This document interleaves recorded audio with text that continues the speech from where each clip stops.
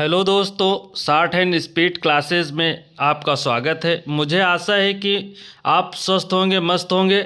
इसी क्रम में आपको अवगत कराना है कि इलाहाबाद हाई कोर्ट एवं यूपी ट्रिपल एससी के द्वारा स्टेनोग्राफर की भर्ती निकाली गई है, जिसका एग्ज़ाम भी जल्द होने वाला है और मेरे द्वारा आशुलिपिक की तैयारी कराई जाती है, जिसके क्रम में प्रतिदिन 90 शब्द प्रति मिनट गति से डिक्टेंशन बोली जाती है, जिसे आप लिखें। मुझे पूर्ण विश्वास है कि आपको उससे बहुत सारी मदद मिलेगी। धन्यवाद। Ready start.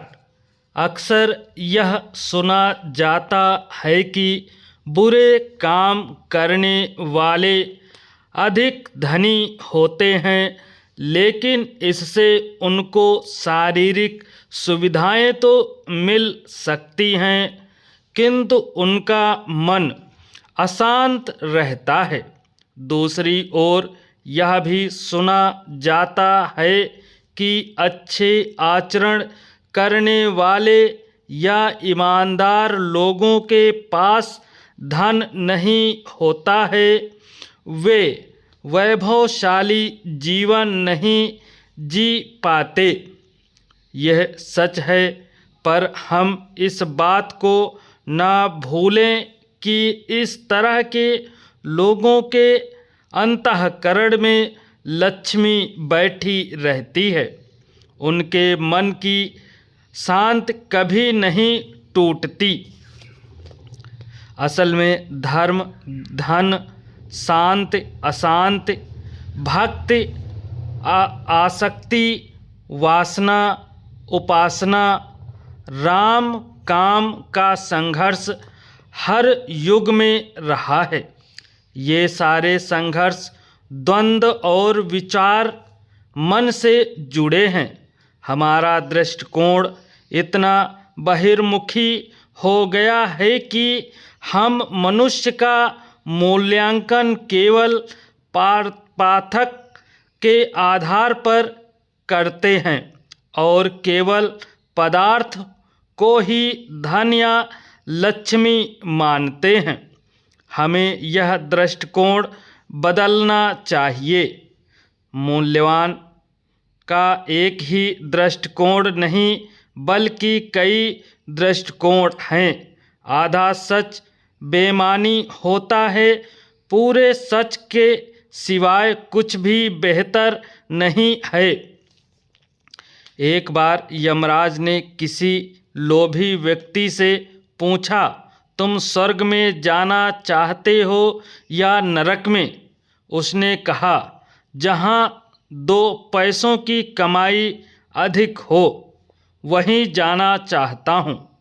इस व्यंग को सुनकर सबके मन में उस व्यक्ति की मूर्खता के प्रति उपहास का अनुभव होना सहज है, पर उनके स्वयं के जीवन में अर्थ का कितना प्रभाव है, उस और उनका ध्यान नहीं जाता।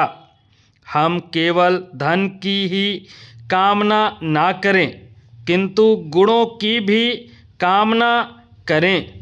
हम केवल बाहरी व्यक्तित्व को सुखी बनाने की ही कामना ना करें, किंतु आंतरिक व्यक्तित्व को भी सुखी, समृद्ध और आनंदमय बनाने की कामना करें।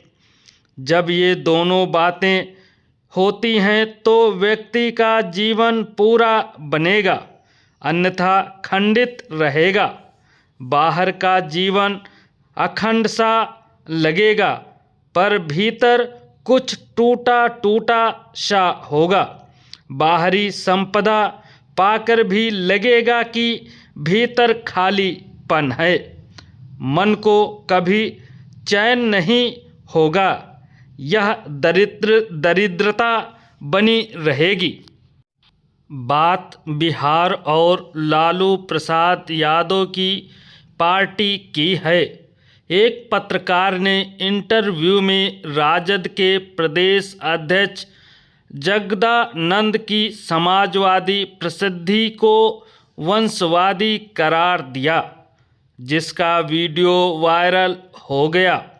राजद के एक अति वरिष्ठ नेता ने उक्त पत्रकार की बातों से आहत होकर मानहानि का मुकदमा करने की बात कही।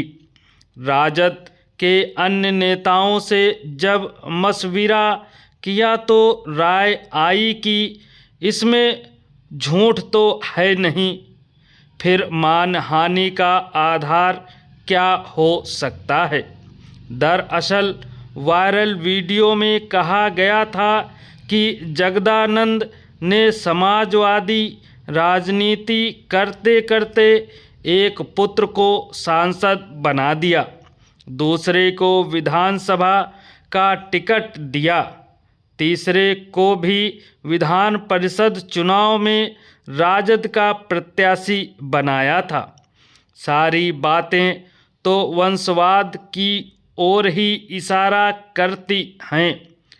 फिर कैसे केस कैसा?